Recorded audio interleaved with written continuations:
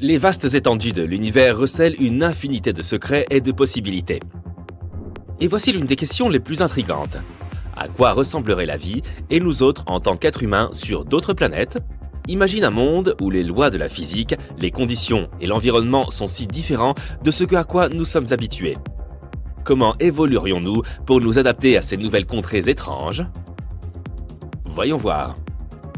Mercure est la planète la plus proche du Soleil et possède une atmosphère très fine.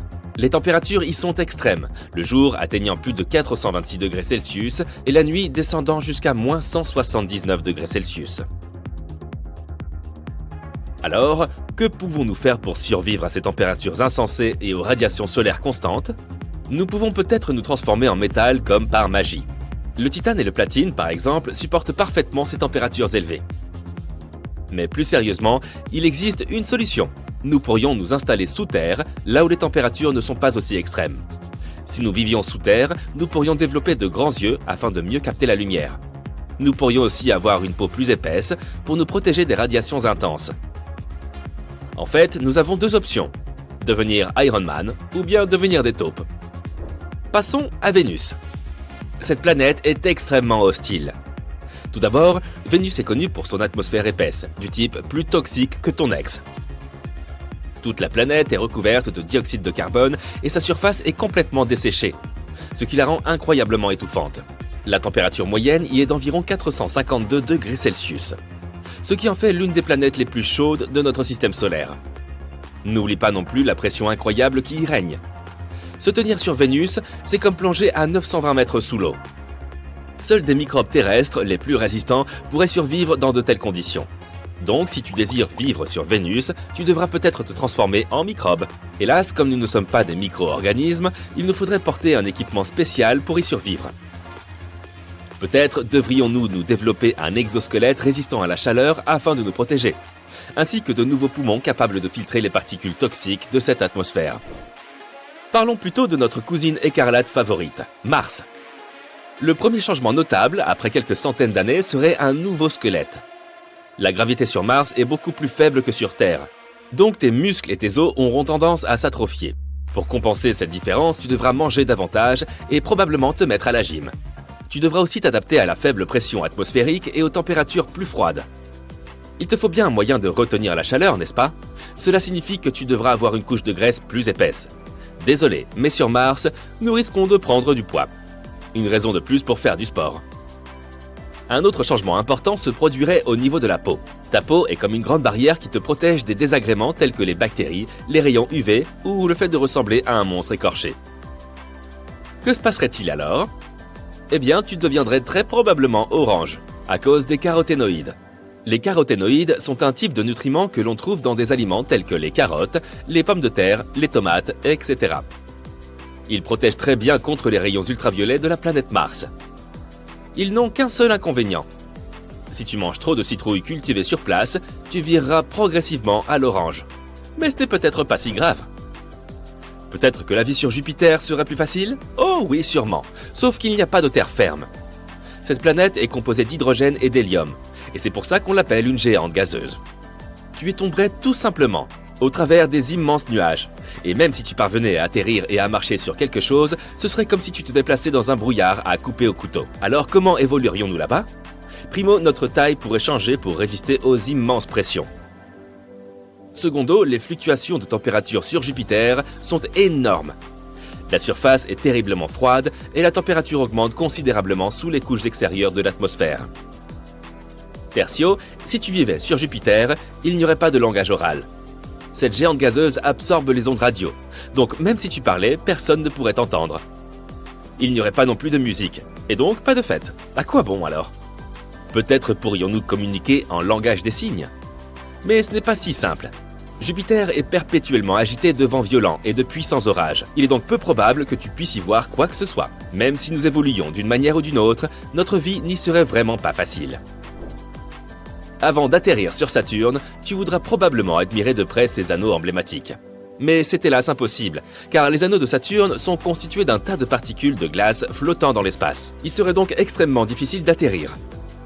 Allons donc directement sur Saturne. À première vue, cette planète ne semble pas si mal. Certaines couches de cette géante gazeuse présentent des températures plutôt agréables.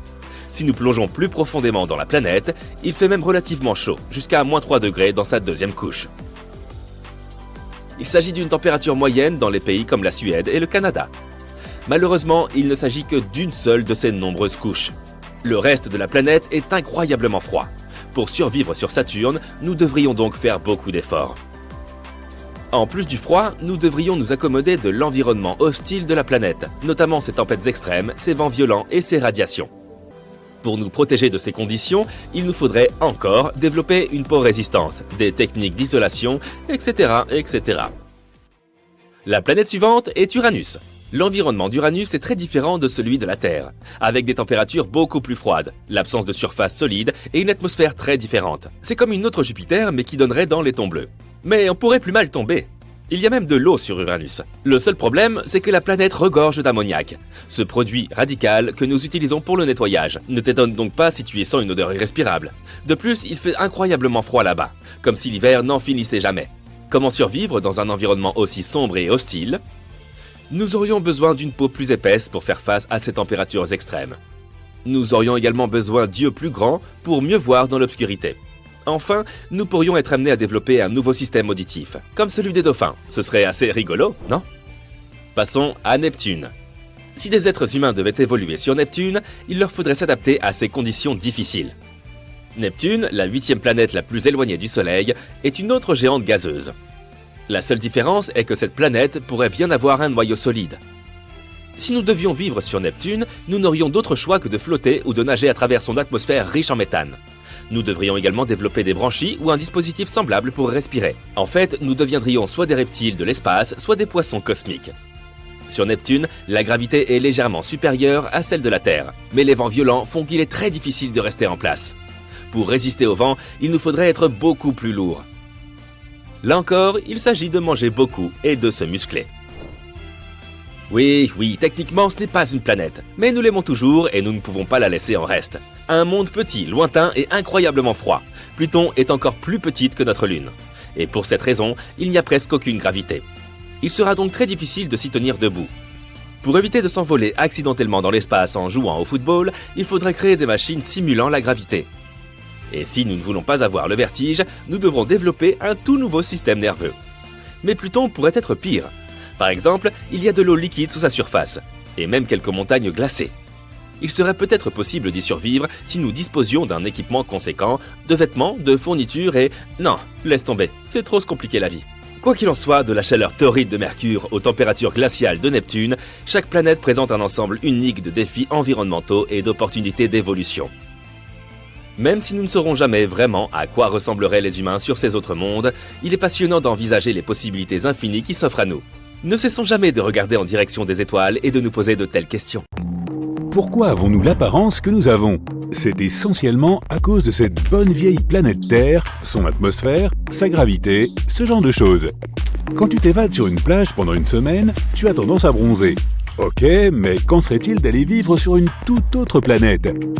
Un astronaute a passé une année entière à vivre sur la Station spatiale internationale. La pesanteur signifie qu'aucune gravité n'a été exercée sur son corps, si bien que ses os se sont affaiblis, ses muscles aussi. Cela a créé plus d'espace entre ses vertèbres. Il est donc devenu un peu plus grand, et ce, seulement en un an. Pour revenir à la plage, plus tu passes de temps au soleil, plus ton bronzage sera prononcé. Alors, si on allait vivre sur Mars ? Après quelques centaines d'années, le premier grand changement que tu pourrais remarquer est ton nouveau squelette. La gravité sur Mars est beaucoup plus faible que sur la Terre, donc tes muscles et tes os s'atrophieraient probablement, ce qui n'est pas très bon pour survivre sur une nouvelle planète. La gravité nous fait ressentir notre poids différemment. Si tu pèses 75 kg sur Terre, tu aurais l'impression de ne peser que 25 kg sur Mars. Il faudrait que tu manges davantage pour devenir plus fort et plus grand, afin de compenser la faible gravité de Mars. Super! Il est temps de faire pousser des os plus gros et plus forts, des organes, des muscles, etc. Il y aurait encore un changement radical. Ton plus grand organe, ta peau, est la barrière la plus importante qui te protège de tout. Des germes, du vent, des rayons UV, ou même d'avoir un aspect totalement flippant. Bref, ta peau s'occupe de tout. Tu aurais peut-être besoin d'une toute nouvelle peau. Que penses-tu de l'orange? Désolé, la peau verte appartient à la science-fiction, tandis que les caroténoïdes offrent une très bonne protection contre les UV. C'est ce qu'on trouve dans les carottes, les patates douces, les poivrons, les tomates, les citrouilles. Les maraîchers pourraient faire fortune sur Mars. Plus tu mangeras de ces légumes, plus ta peau deviendra orange.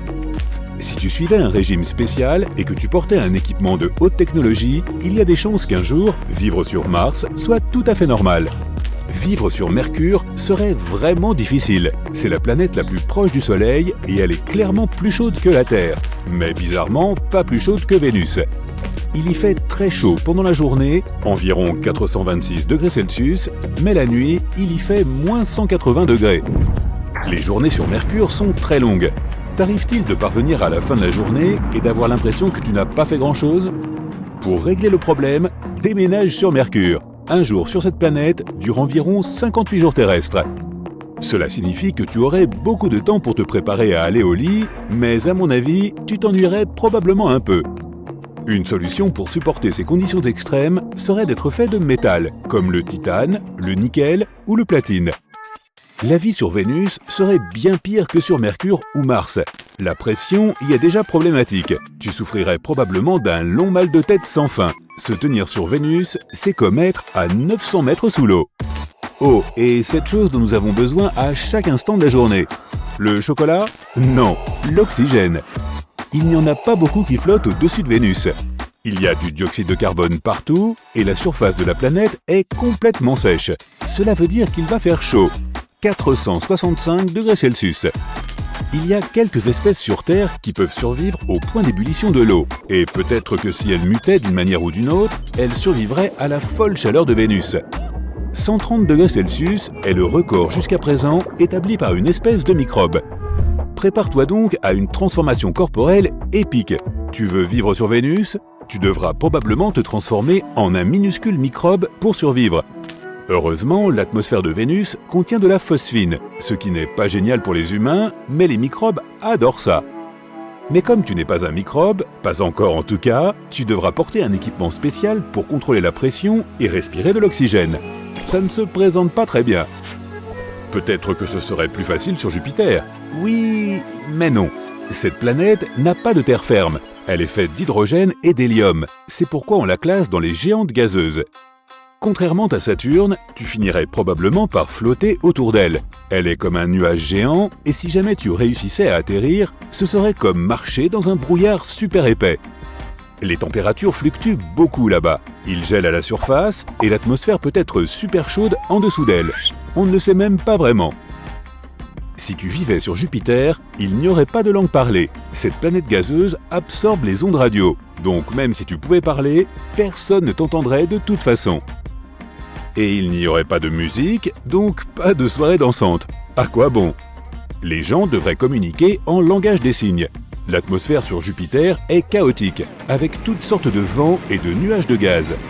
Tu ne pourrais probablement même pas voir quoi que ce soit. Donc, ça n'arrivera pas. Pourtant, Jupiter est géniale à regarder. Elle est si grande qu'elle pourrait contenir toutes les autres planètes de notre système solaire, et il resterait encore de la place. Un voyage sur Saturne te prendra encore une dizaine d'années, et ce serait une grande perte de temps.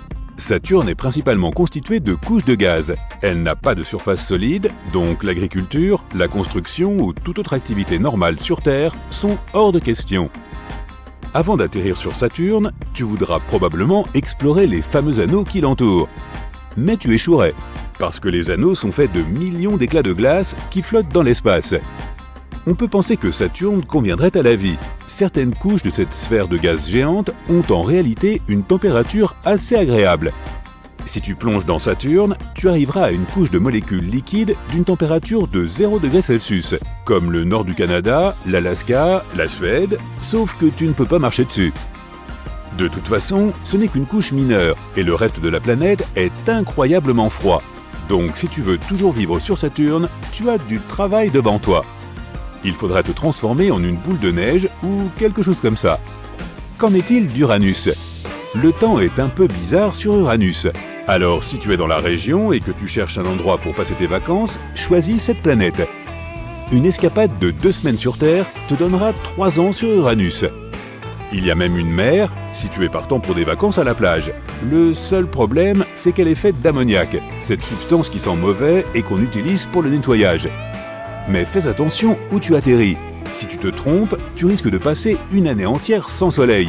Comment changerais-tu si tu devais passer une année entière dans l'obscurité glaciale de l'hiver d'Uranus? Il te faudrait des yeux plus grands pour voir dans le noir et une peau plus épaisse pour empêcher le froid de pénétrer. Tu pourrais même développer un nouveau système auditif comme celui des dauphins. Passons à Neptune.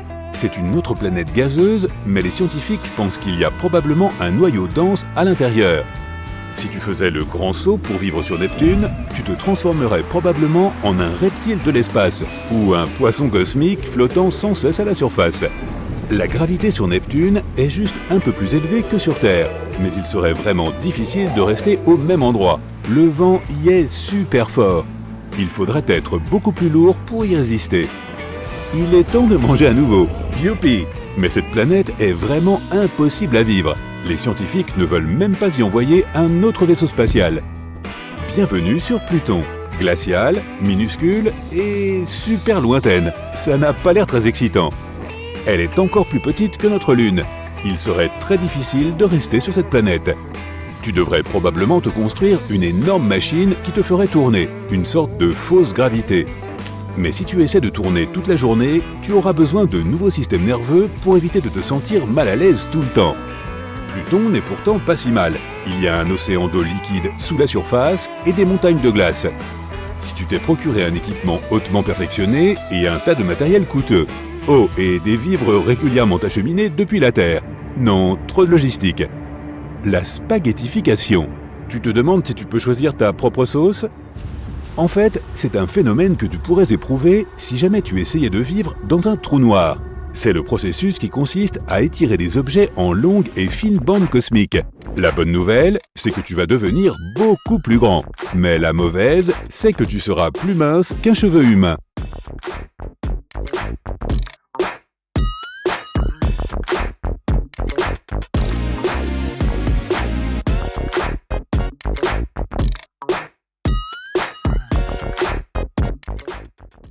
Vous vous réveillez 100 ans plus tard, et tout semble étrange.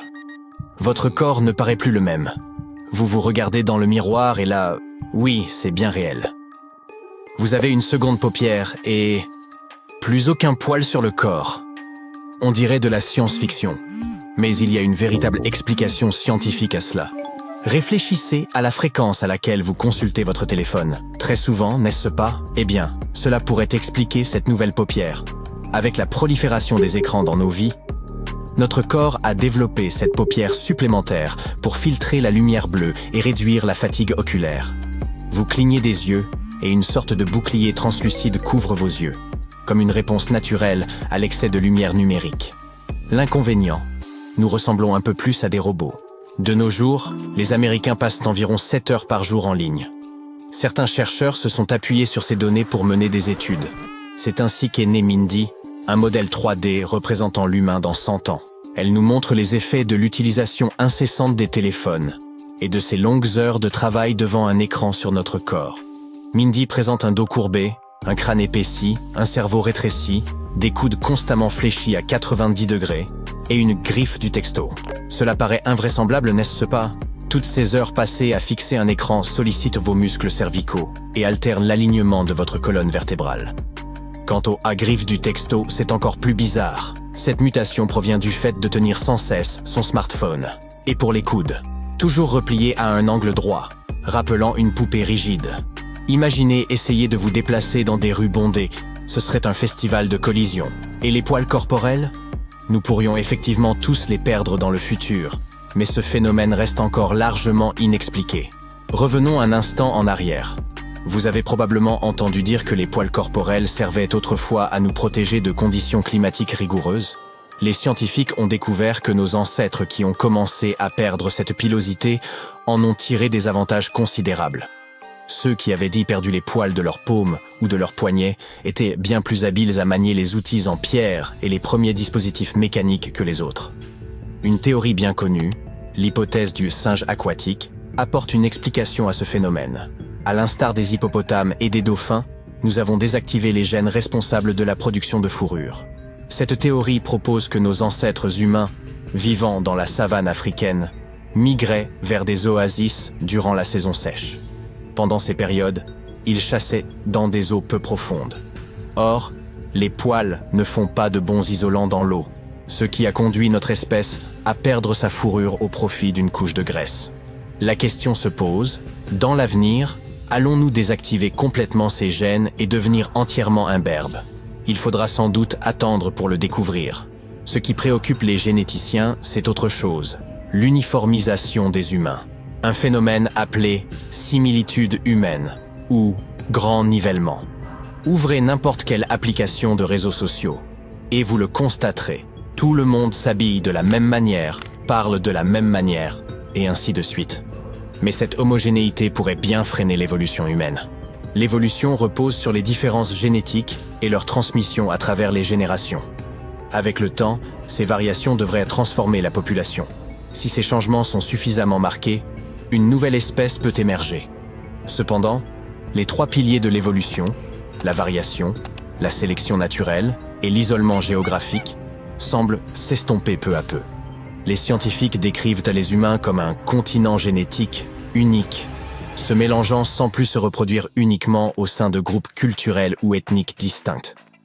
Avec le temps, nous pourrions finir par tous nous ressembler davantage. Un autre point intéressant, l'espérance de vie des humains, est appelée à augmenter, bien au-delà de ce que nous connaissons aujourd'hui. Tout au long de notre évolution, notre durée de vie a été influencée par divers facteurs externes. À l'âge de pierre et d'autres périodes primitives, nous étions confrontés à des prédateurs dangereux et aux affrontements avec d'autres tribus, ce qui réduisait drastiquement notre espérance de vie. En mourant jeune, les chances de développer des mutations importantes étaient limitées. Cependant, lorsque les taux de mortalité diminuent, l'inverse se produit. Au cours des 2 derniers siècles, l'espérance de vie a bondi pour atteindre environ 70 ans à l'échelle mondiale. Le progrès scientifique continu nous laisse penser que les humains pourraient naturellement évoluer pour atteindre une moyenne de vie de 100 ans, voire plus. Nos modes de vie sédentaires affectent également notre colonne vertébrale. Il se pourrait que nous développions moins de vertèbres et des colonnes plus courtes et plus flexibles, ce qui atténuerait les maux de dos et s'adapterait mieux à nos emplois de bureau. Les humains du futur pourraient être plus avachis et une posture droite pourrait devenir une rareté. À vrai dire, tout ce discours me donne envie de me lever et de marcher un peu. Puisque nous abordons les modes de vie, parlons aussi de notre alimentation. Les aliments transformés et mous que nous consommons modifient notre façon de mâcher. À une époque où nos corps se façonnaient, nous consommions de la viande crue et des plantes. Une étude montre que la structure de la mâchoire inférieure indiquait si une population était principalement chasseuse-cueilleuse ou agricole. Il y a environ 7 millions d'années, nos ancêtres avaient des mâchoires longues et des visages plus projetés vers l'avant. Que disent nos mâchoires de nous maintenant que notre alimentation est composée d'aliments si mous? Selon certaines prévisions, d'ici 100 ans et plus, les humains pourraient avoir des bouches plus petites, avec moins de dents et des mâchoires moins robustes. Cela pourrait également signifier des visages plus réduits, presque sans menton, avec des mâchoires légèrement plus en retrait. La pollution ne nuit pas seulement à la planète, elle nous transforme également. Les générations futures pourraient en développer des narines élargies et des poumons plus performants pour mieux supporter une mauvaise qualité de l'air. Imaginez des humains avec des systèmes respiratoires ultra efficaces, capables de prospérer dans des environnements pollués. Respirer dans le futur pourrait bien devenir un tout nouveau défi. Ces prévisions semblent peut-être extravagantes, mais elles reposent sur des théories scientifiques. Au fur et à mesure que notre environnement et nos modes de vie évoluent, nos corps suivront d'une manière aussi fascinante qu'inquiétante. La prochaine fois que vous vous regardez dans le miroir, rappelez-vous que vous observez le corps humain tel qu'il est aujourd'hui, mais qui sait ce qu'il deviendra? Apprécions le mystère de notre évolution continue. Les humains pourraient également perdre le muscle long palmaire, ce petit tendon dans le poignet dont beaucoup ignorent l'existence. C'est un peu l'appendice des muscles, totalement superflu. Avec l'évolution, nous pourrions bien dire adieu à ce tendon, étant donné que nous ne nous balançons plus aux arbres, ni ne faisons d'exercices de préhension intense. Nos mains sont désormais occupées à envoyer des messages, à taper et à glisser sur des écrans. Dans quelques générations, nous pourrions observer nos poignets sans tendons et nous dire L'évolution a vraiment fait le tri dans nos muscles. Vous tenez à vos orteils? Eh bien, il se pourrait que vous deviez dire adieu à l'un d'eux. Nos orteils jouent un rôle clé dans notre équilibre en marchant. Des recherches montrent que notre centre de gravité se déplace vers l'intérieur. Si nos ancêtres s'appuyaient sur tous leurs orteils pour se stabiliser, nous, en revanche, n'utilisons plus autant chacun d'eux. Cela pourrait signifier que nous aurons de moins en moins besoin de nos petits orteils. Et si cette tendance se poursuit, nous pourrions bientôt devoir leur faire nos adieux. Il existe une notion appelée évolution dirigée. En d'autres termes, la science remplace la nature. Plutôt que de laisser notre futur aux mains du hasard, pourquoi ne pas le déterminer nous-mêmes? Nous le faisons déjà, d'une certaine manière, lorsque nous choisissons un partenaire pour son apparence ou ses traits de personnalité. Pendant des milliers d'années, les chasseurs-cueilleurs arrangèrent des mariages pour leurs filles en recherchant de bons chasseurs. Mais on parle ici de choses réalisées en laboratoire. Désormais, nous avons le pouvoir de contrôler les gènes de nos descendants. La science peut dépister les mutations génétiques, choisir un embryon avec une couleur d'yeux particulière, et bien d'autres choses encore. Oui, le contrôle de l'ADN pourrait bien nous attendre au tournant. Si vous pensez que cela ne peut pas devenir plus étrange, attendez un peu. Quelqu'un a demandé à une intelligence artificielle de générer des images de ce à quoi les humains ressembleraient dans 1000 ans. Selon ce logiciel, nos visages seraient couverts d'un réseau de moteurs et de câbles. Un croisement entre Frankenstein et Terminator. Peut-être que ce sera le standard de beauté de notre futur? Quelle vision d'horreur! Et voici Graham. Graham est un descendant éloigné de l'humanité, dont le corps a évolué pour survivre à un accident de voiture. Ce n'est pas un modèle en image de synthèse, mais une statue grandeur nature en silicone avec de vrais cheveux humains. Graham est une œuvre d'art moderne.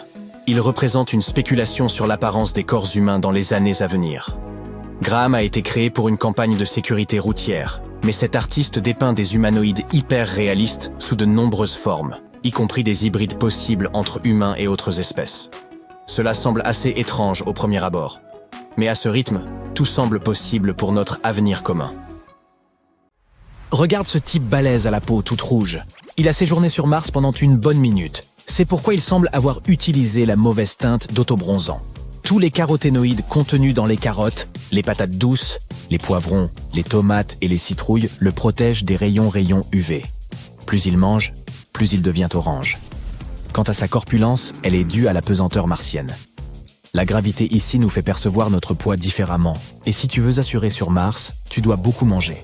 Par exemple, si une personne pèse 68 kg sur Terre, elle ne pèse pas plus de 30 sur Mars. Manger plus peut donc aider à réduire l'écart entre la gravité et le poids. Mercure est tout à fait différent. Il y fait plus chaud que sur la plus brûlante des asphaltes le jour, mais plus froid que le château d'Elsa la nuit. Il faut être fait de métal avec un point de fusion élevé pour pouvoir survivre ici. Mais pour nous, humains ordinaires, nous serions vite grillés. Littéralement. Bien que Mercure soit la planète la plus proche du Soleil, Vénus reste la plus chaude. La vie sur Vénus parle plutôt de la jumelle maléfique du Soleil. La température y oscille généralement autour de 465 degrés Celsius en moyenne. Survivre au point d'ébullition de l'eau ou dans la chaleur extrême de Vénus est un défi pour la plupart des espèces terrestres. Seule une poignée d'entre elles peut supporter des températures bouillantes. Les autres se précipitent au Starbucks pour prendre un latte glacé dès les premiers rayons du soleil printanier. Aucun être humain ne peut donc évoluer suffisamment pour survivre sur Vénus. Les seules créatures qui pourraient y prospérer sont probablement des tardigrades et les gens chelous qui mettent de la sauce piquante sur tout. Tu te demandes ce que sont les tardigrades ? Eh bien, ce sont des créatures minuscules et adorables qui ressemblent à des chenilles et qui sont incroyablement résistantes. Elles peuvent supporter l'eau bouillante, les profondeurs d'une fosse maritime et le vide glacial et sans lumière de l'espace. Récemment, les tardigrades ont fait l'objet d'une étude scientifique à bord d'un vaisseau spatial qui s'est malheureusement écrasé sur la Lune. Les scientifiques pensent que les tardigrades ont pu survivre à l'impact. Aimerais-tu te transformer en cette créature et vivre sur Vénus ? Bon, nous en avons fini avec les planètes terrestres. Passons aux géantes gazeuses. Maintenant, regarde ce gars qui vient de Saturne. Il a des nageoires et non des bras. Il a de petits trous sans rabat d'oreilles externes au lieu d'oreilles normales. La majeure partie de cette géante gazeuse est plus froide que le cœur de ton ex, car la température y est d'environ moins 140 degrés Celsius. On ne peut pas marcher dessus, mais on peut se transformer en boule de neige. ou en cristal de glace si l'on se sent fringant. La situation est assez similaire sur Jupiter, si bien que se transformer en phoque et s'y prélasser n'est sans doute pas une mauvaise idée. Au moins, tu pourras y vivre sans payer de loyer. Et ne me parle même pas de Neptune et Uranus. Ce sont des géants de glace qui n'ont pas de surface solide, donc ces types aux griffes acérées que l'on voit dans les films? Oui, ils n'existent pas. De plus, ces deux-là ne sont pas vraiment accueillants pour nous autres. Je m'en tiendrai à mes patates douces sur Mars. Merci beaucoup. Voici un jeune homme en costume. Il a un secret. Il est dans la salle de bain, debout devant son miroir, et il se lave le visage à l'eau froide pour se donner du courage. Il n'y a personne d'autre que lui ici, mais il n'est pas seul. Notre ami a l'air nerveux. Il se tape sur les joues, regarde dans le miroir et dit « Pas d'inquiétude, on va s'en sortir. Ça fait tellement longtemps qu'on fait ça, on va gagner. » S'il dit « on », ce n'est pas parce qu'il a une double personnalité. Et non, il ne s'adresse pas non plus à une autre personne au moyen d'un petit microphone. Il dit « on » parce qu'il sait quelque chose. Techniquement parlant, il n'est pas seulement humain, il est un groupe de milliards de créatures vivantes. Lui, toi et nous tous sur Terre ne sommes pas exactement ce que nous pensons être. Ton corps n'est constitué de cellules humaines qu'à 43%. Les 57% restants sont des microbes et des bactéries. Cet homme va maintenant monter sur scène pour nous révéler ce secret. Monte sur la balance. Tu vois le chiffre, soustrait à ça un peu plus de la moitié. Voilà ton poids réel. Tout le reste n'est qu'organisme microscopique. C'est difficile à croire car dans ce cas, ton corps devrait constamment changer de forme et se désintégrer en minuscules particules. Tu verrais ta peau palpiter et bouger continuellement. Heureusement, cela ne se produit pas pour deux raisons. Premièrement, les microbes sont minuscules, leurs mouvements ne sont pas visibles. Deuxièmement, la plupart de ce monde microbien se trouve dans un endroit sombre que nous ne pouvons pas voir, un endroit sans accès à l'oxygène. Dans nos intestins, c'est là que des milliards de petites créatures se promènent en nous. Tu te sens un peu encombré tout à coup? Certaines de ces créatures étaient déjà là avant notre naissance. Mais la plupart sont des colons qui sont entrés en toi avec la nourriture et l'eau. À la surface de ton corps, tous les microbes proviennent de l'environnement. Chaque recoin de ta peau est couvert de microbes. Quels que soient tes efforts, il est impossible de t'en débarrasser. Il y a plus de microbes que de cellules humaines. Notre génome est composé d'environ 20 000 gènes. Le nombre de gènes de microbes présents dans le corps humain est compris entre 2 et 20 millions. Cela signifie que techniquement, nous ne sommes pas tant des personnes que des microbes. Mais ce n'est pas grave, le génome des microbes complète le nôtre. Un tel modèle d'existence est une véritable mine d'opportunités pour la médecine. Le microbiome humain comprend des bactéries, des champignons et d'autres micro-organismes. Ils sont divisés en de nombreuses espèces et chaque type remplit ses propres fonctions. Certains microbes sont responsables de l'extraction des vitamines dans les aliments. D'autres aident à la décomposition des substances nocives. Un autre type aide ton ventre à digérer les aliments. Un groupe distinct régule ton système immunitaire, le protège contre divers maux, parasites et virus. Certains contrôlent ton poids. En termes simples, les microbes améliorent ta vie, aident ton corps à fonctionner et ont une grande influence sur ta santé. Il existe des micro-organismes qui provoquent des maladies. Ils altèrent l'immunité ou affectent les organes vitaux. Imagine que tu saches exactement quelles bactéries sont responsables de ta mauvaise santé. Ensuite, tu trouves un moyen de t'en débarrasser. Il peut s'agir d'une pilule qui sera un poison pour ces microbes. Tu la prends et le remède supprime tous les parasites nuisibles à l'intérieur de ton corps. Une maladie peut également apparaître à cause d'un manque de bons microbes. C'est l'une des façons dont les médecins soignent et guérissent les gens partout sur Terre. Disons que tu as trouvé un groupe de microbes qui aident à renforcer les muscles. Ensuite, tu découvres quel oligo-élément aide ces bactéries à travailler plus rapidement et plus efficacement. Tu ajoutes cette vitamine à ta nourriture ou tu achètes tout simplement une pilule contenant 1 milliard de ces microbes. Résultat, tes muscles se développent 2 fois plus vite. La présence ou l'absence de certains microbes indique l'état de ton corps dans son entier. Un échantillon de tes microbes peut révéler ton niveau de santé ou la présence d'une maladie. Toute personne peut donc aider son corps à aller mieux, non seulement grâce à la génétique, mais aussi grâce à la médecine microbienne. L'étude des microbes humains est moins chère, plus efficace et plus rapide que les modifications génétiques, qui sont complexes et coûteuses. Ce domaine commence tout juste à se développer, mais nous avons déjà fait quelques découvertes. Autrefois, l'humanité pensait que les microbes étaient des ennemis. Nous avons inventé de nombreux moyens pour détruire les bactéries et les virus. Mais en plus des microbes nuisibles, ces remèdes se débarrassent des bons. Maintenant, les scientifiques ont compris que les microbes peuvent tout aussi bien sauver des vies que les détruire, alors ils ont lancé des recherches à grande échelle sur ce sujet. Examinons le cas d'un panda géant. Cet animal, qui a une grande quantité de graisse sous la peau, est omnivore. Il mange rarement de la viande. Son régime alimentaire se compose principalement de baies et de pousses de bambou. Mais en hiver, il n'y a rien de tout cela, alors les pandas se nourrissent de feuilles de bambou. Cette nourriture est peu calorique. Elle ne contient presque pas de protéines. Mais malgré tout, les pandas n'auront pas perdu le poids après un hiver froid. Récemment, des scientifiques ont découvert la raison de cela. C'est grâce à un microbiome unique. Chaque hiver, un grand nombre de bactéries uniques naissent dans leurs intestins. Ces microbes extraient et synthétisent les substances utiles présentes dans les feuilles de bambou mieux que les autres et préservent aussi le poids du panda. Les scientifiques ont mis ces bactéries dans des mulots. Les petits rongeurs ont commencé à prendre du poids beaucoup plus rapidement. Les hamburgers, les gâteaux et d'autres aliments riches contiennent des calories et favorisent le développement de colonies de microbes qui contribuent à la prise de poids. Ces millions d'espèces de microbes ont des millions de fonctions différentes. En théorie, chacune de ces fonctions peut être utilisée pour le bien des humains. Imagine que tu aies besoin de perdre ou de gagner du poids et que tu ajoutes simplement ces microbes à ton déjeuner. Tu veux mieux dormir ou combattre la somnolence? Bois des microbes qui auront un effet sur la production d'hormones du sommeil. Tu veux renforcer ton tissu osseux? Pas de problème. Les bactéries ne sont pas seulement à l'intérieur de notre corps, elles sont partout. Une grande partie de la planète est composée de microbes. Ces organismes minuscules se multiplient constamment. Regarde, il y en a 1 billion sur ton clavier. Une bactérie augmente de taille et se divise en 2 bactéries. Au bout de quelques minutes, ces 2 nouvelles bactéries augmentent en taille et se divisent à leur tour. 4 micro-organismes apparaissent. Chacun d'entre eux se divise en 2. La colonie de bactéries se développe rapidement. Avec une reproduction aussi rapide, un microbe peut fabriquer 1 tonne de descendants en seulement 24 heures. Au bout de 5 jours, ces bactéries rempliront toutes les mers et tous les océans. Elles pèseront plus que la planète entière. Dans des conditions idéales, les bactéries pourraient s'emparer du monde entier. Cependant, cela n'arrivera jamais. Les conditions ne sont pas réunies pour une croissance bactérienne incontrôlée. La vitesse à laquelle elles se multiplient est égale à la vitesse de leur destruction.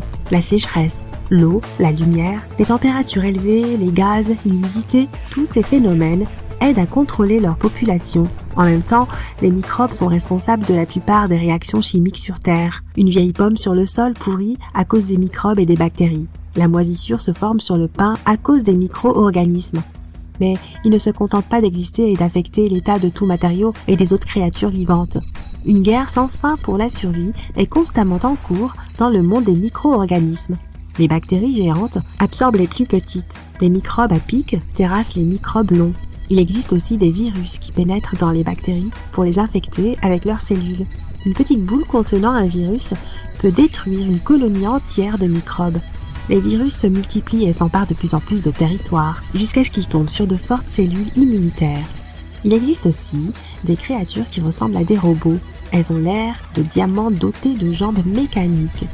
Malgré cette apparence inhabituelle, ils sont 100% naturels. On les appelle des bactériophages. Ils n'ont qu'un seul but, détruire toutes les bactéries.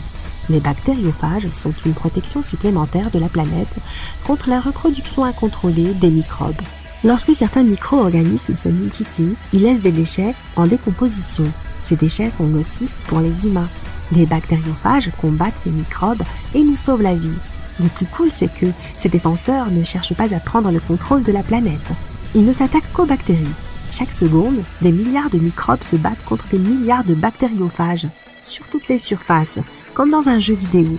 Le bactériophage saute sur la bactérie et injecte son code génétique à l'intérieur. Ce code est constitué d'éléments séparés qui se connectent les uns aux autres à l'intérieur du corps du microbe pour former un nouveau bactériophage. Après ça, il détruit la bactérie de l'intérieur et s'attaque à la suivante. Regarde attentivement le bout de ton doigt, il y a beaucoup de vie à cet endroit. Les plus forts survivent, les faibles disparaissent. Lave-le et de nouvelles bactéries arriveront avec l'eau. Ensuite, essuie ton doigt humide avec une serviette et de nouveaux microbes te sauteront dessus. La bataille est sans fin. Et ce n'est que le bout de ton doigt. À l'intérieur de ton corps, certaines bactéries se battent pour ta santé contre des microbes qui veulent te nuire. Certains microbes dans notre intestin peuvent être responsables de notre bonne ou mauvaise humeur. Il existe aussi des bactéries parasites qui peuvent affecter notre cerveau, notre façon de penser et nos émotions. Certaines créatures contrôlent le comportement des animaux et des insectes. Les scientifiques font constamment des découvertes dans le monde des micro-organismes. Les bactéries sont donc maîtresses de notre monde. Elles sont apparues bien avant les humains et les premiers animaux. et très probablement, elles resteront après nous. Et il y a la matière à réflexion. Les personnes qui possèdent un seul pli palmaire n'ont qu'une ligne dans la paume de la main, alors que la majorité de la population mondiale en a deux. Aussi appelée la ligne simienne, cette caractéristique ne se retrouve que chez 1,5% de la population mondiale. Les hommes sont plus susceptibles d'avoir un seul pli palmaire que les femmes. Dans la plupart des cas, cela est héréditaire. Moins de 50 personnes ont déjà eu le groupe sanguin RH nul, surnommé sang doré. La première fois que ce groupe sanguin a été découvert, c'était chez une femme aborigène australienne. Ce sang unique et universel est peut-être accepté par tout le monde, même par ceux qui ont des groupes sanguins rares dans le système Rhésus. 3% des habitants de la planète ont des lignes qui forment la lettre X sur leurs deux mains.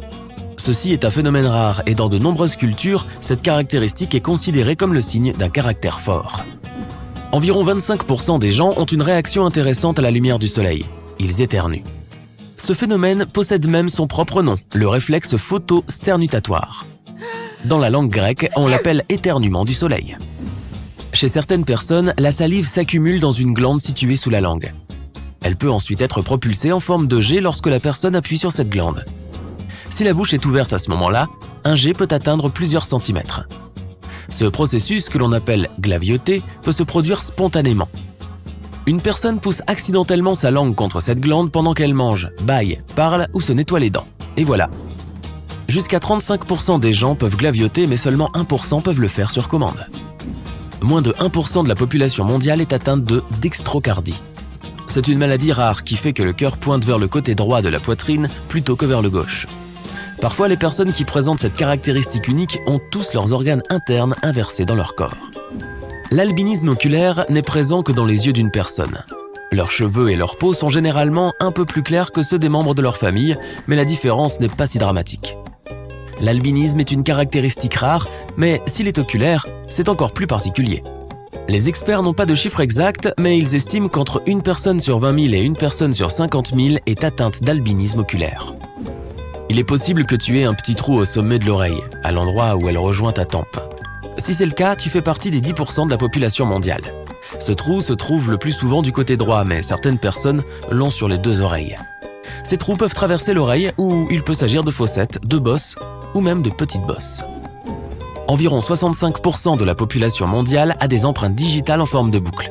Chez 30% des personnes, les empreintes digitales ont la forme d'une spirale. Et seulement 5% des gens ont des empreintes digitales en forme d'arche. Tous ces types d'empreintes sont divisés en petits groupes. Par exemple, il peut s'agir de voûtes simples ou en forme de tente, de spirale, concentrique ou d'yeux de pan, etc. Qui l'aurait cru ? La plupart des gens ont 12 paires de côtes, ce qui fait 24 au total. Mais une personne sur 200 a une 25e côte supplémentaire. On la nomme cervicale. Elle se forme à la base du cou, au-dessus de la clavicule. Elle peut se développer sur la gauche, la droite ou même des deux côtés. Ceux qui ont des côtes supplémentaires ne savent probablement pas qu'ils ont cette modification.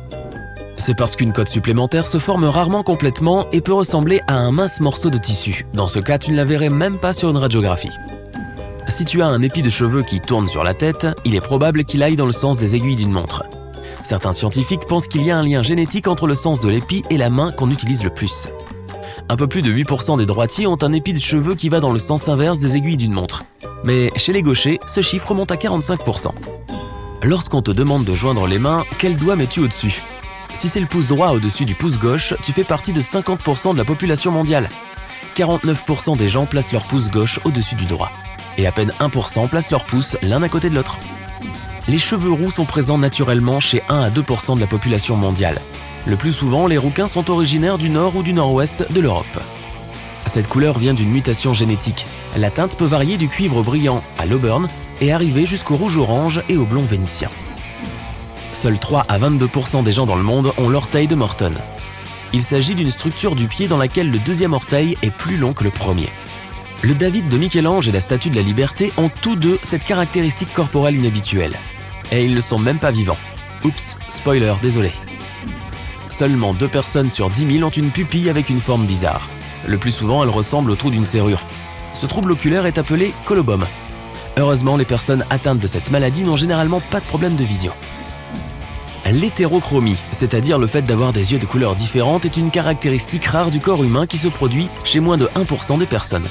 Elle peut être complète, une personne a alors des yeux de 2 couleurs différentes, par exemple un brun et un bleu. Une personne peut également avoir un anneau de couleur différente autour de la pupille. C'est l'hétérochromie centrale. Et l'hétérochromie partielle est lorsqu'une partie de l'iris a une couleur différente du reste. Les personnes atteintes de distichiasis ont une rangée de cils en plus. Ce phénomène est une mutation génétique. Cela ne représente aucun danger mais peut causer un certain inconfort. Un poil peut pousser à l'endroit où il y a une glande produisant de l'huile qui se trouve sur la partie humide de la paupière. Il provoque alors une irritation et un larmoiement. Il y a des gens qui n'ont pas besoin de stresser sur la quantité de calcium qu'ils consomment. Ils possèdent une mutation rare dans le gène LRP5. Elle leur donne des os méga denses presque incapables de se casser. L'un des rares inconvénients de cette maladie, ces personnes ont des difficultés à se maintenir à flot lorsqu'elles nagent. Certaines femmes ont une super vision pour voir les couleurs, le tétrachromatisme, grâce à des cellules spéciales dans leurs yeux. Ces cellules sont appelées cônes et une personne normale en possède 3 types. Mais les tétrachromates ont 4 cônes. Cela leur permet de voir 100 millions de couleurs différentes. Le gène DEC2 permet aux gens de travailler plus et de dormir moins. Nikola Tesla, Winston Churchill et Margaret Thatcher ont tous possédé cette caractéristique exceptionnelle. Ce gène permet à une personne d'accomplir son cycle de sommeil en moins de temps que la plupart des gens ordinaires. Une autre mutation génétique aide les gens à maintenir leur taux de mauvais cholestérol à un niveau extrêmement bas. Le gène donne à ton corps des instructions pour produire une protéine qui contrôle la quantité de cholestérol dans ton sang. Malheureusement, seuls 2 à 3% des gens possèdent cette caractéristique utile. Seuls 4% des gens ont un nombril qui sort. Plusieurs facteurs comme la répartition des graisses autour de ta taille ou la génétique déterminent le type de nombril avec lequel tu vas te retrouver. La génétique joue un rôle crucial même dans tes papilles. Jusqu'à 25% de la population sont des super goûteurs. Ils ont des papilles gustatives plus visibles, ce sont de minuscules points répartis sur ta langue, que les dégustateurs ordinaires. Cette option supplémentaire les rend plus sensibles à certains aliments, par exemple sucrés, amers ou salés. Les super goûteurs ont également plus de récepteurs de douleur sur la langue. C'est pourquoi ils évitent les aliments épicés. Lorsque les dents de sagesse tentent de percer la gencive, elles manquent souvent d'espace et on est obligé de les enlever. Environ 5 millions de personnes subissent cette opération chaque année. Mais 35% de la population mondiale n'ont pas à se soucier de la douleur et des désagréments. Ils n'ont tout simplement pas de dents de sagesse. De longs muscles dans leurs paumes aidaient nos ancêtres à grimper aux arbres. Bien que la plupart d'entre nous n'en aient plus l'usage, certaines personnes naissent toujours ainsi. Tu peux vérifier si tu disposes de ces muscles en plaçant ta paume sur une surface plane et en joignant ton pouce et ton auriculaire. Si tu les possèdes, ils ressortiront de ton poignet. Les scientifiques affirment que les Tibétains ont subi une mutation génétique pour pouvoir vivre à de si hautes altitudes. Un de leurs gènes est responsable de l'adaptation rapide à la baisse du niveau d'oxygène. Ce même gène est également lié à l'amélioration de l'endurance des athlètes. Il est important de signaler que c'est l'une des mutations les plus rapides jamais enregistrées chez l'homme. Elle s'est développée en moins de 3000 ans. Les yeux gris sont une caractéristique corporelle incroyablement rare. Seulement 1% de la population humaine naît avec des yeux gris. Ces personnes ont un faible taux de mélanine dans la partie antérieure de l'iris. Les yeux bleus ne sont pas non plus aussi fréquents que tu pourrais le penser. Seulement 8 à 17% des gens en ont. Une combinaison de cheveux roux et d'yeux bleus est encore plus rare. Si une personne naît ainsi, cela signifie que ses 2 parents ont porté ces gènes pour que l'enfant les ait aussi.